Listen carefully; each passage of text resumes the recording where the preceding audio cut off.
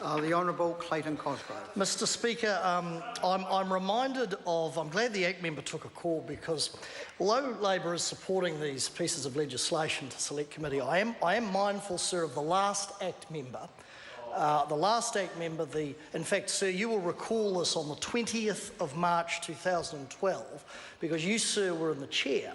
when the last ACT member, the Honourable John Archibald Banks, brought in a regulatory reform bill, sir.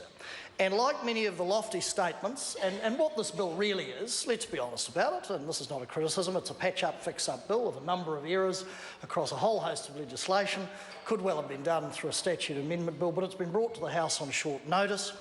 dealing with issues, for instance, like I heard the Minister say the Gas Act. I wondered at the time if he had some sort of anatomical difficulty, but I then looked at the legislation, sir, and found that there was indeed some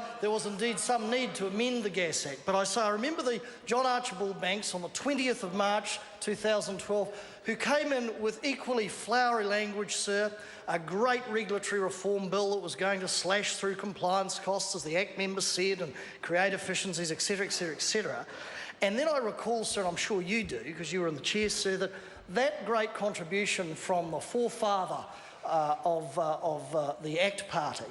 was it actually repealed 31 spent acts. And for those, and I remember at the time, sir, I'm not a lawyer, but I had to actually look up, I had to go and ask the clerk what a spent act is. It's basically a repealed piece of legislation, effectively. Effectively, it's dead, it's redundant, it has no effect on any entity or any individual in New Zealand, but it has not been repealed. And John Archibald Banks's great regulatory reform bill, sir, that's why I'm a wee bit suspicious of this, was to repeal 31 acts that effectively didn't exist. So I've got to say that was a great contribution from the sort of godfather of the ACT party as he came out of the political crypt via the disaster that was the then Auckland Mayoralty back into the Parliament, sir. But putting those sort of foibles aside, because I'm glad the Undersecretary, sir, the Undersecretary for Regulatory Reform, again has sort of taken on a Banks-like persona to come into the Parliament and celebrate these wonderful pieces of legislation, which, you know, he's managed to clear the gallery, sir. That's the extent, I think, of interest. But I'm sure there are some entities around New Zealand, sir, those involved, for instance, in gas distribution, sir, that will be hanging on every word of this member, sir. So I suggest he goes back and has a look at the Hansard on the 20th of March 2012 to sort of relive that great moment of the ACT Party making a contribution to the Parliament, sir. If we look, though, on a more serious note, sir, at the Regulatory Systems Commercial Matters Amendment Bill, there are indeed a number of changes minor to the Financial Advisers Act in respect of the FMA and collection of fines, and to bolster the efficiency and the recoverability of that via the courts. The Financial Markets Authority Act, the Financial Market Conduct Act, a whole series of acts, which what we are here for, sir, is to amend and propel legislation to make life easier for those people and those entities that we serve.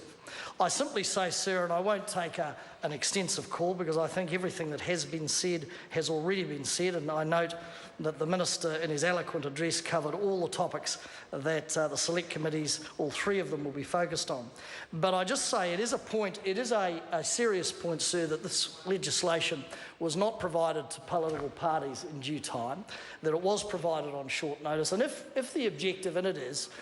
to upgrade and amend and increase the quality of legislation. And I doubt, having had a cursory look at this, certainly in my area of the financial services area, so I doubt whether there is much, if anything, that is controversial around this, apart from perhaps the housing area, as Mr Twyford mentioned. But I think that being the case, I think it is a smart politics, but just smart process on behalf of the government, if they were to be of a mind to have provided the legislation to political parties in due time,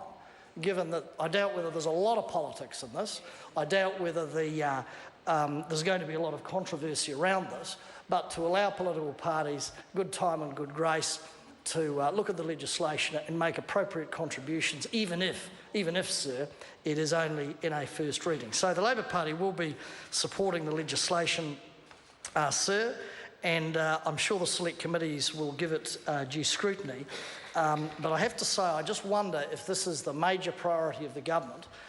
whether they are sort of lacking in some ideas or lacking in some policy if this is the highest priority legislation that could be brought in the House, or whether these particular changes, sir,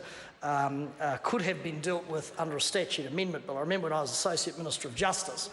we had quite an extensive consultation process. And the rule, as I recall from the old days with a statute amendment bill, was if there was, as long as there was no controversy, as it were, and nobody objected to or objected to leave being granted, or objected to, I should say, a provision or a clause, that it would be dealt with in quite an efficient way. And it was done with due notice, quite a bit of due notice, sir, mid-year, as I recall, in the parliamentary year, so that political parties could scrutinise it carefully, and that then enabled the statute amendment bill to go through the parliament relatively efficiently, without objection, and to bundle up a whole lot of these things and get them done. So that is something the government may wish to reflect on, sir, but we look forward to the Select Committee deliberations.